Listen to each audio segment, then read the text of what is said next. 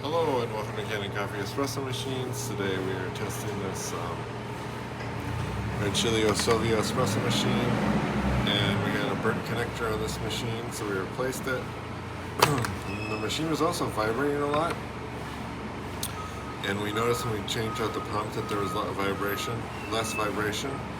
So we think the pump was just going bad. It's a really old pump. It's from 2011.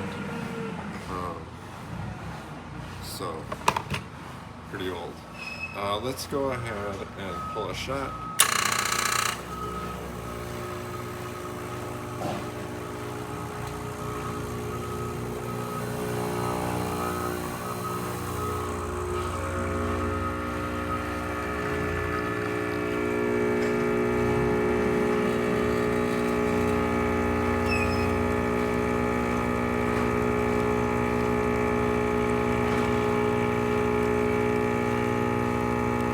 Nice shot of espresso. So thank you for watching with Kanen Coffee. Please like our videos below. If you'd like to see more videos like this, subscribe to our channel and hit the bell. Thank you.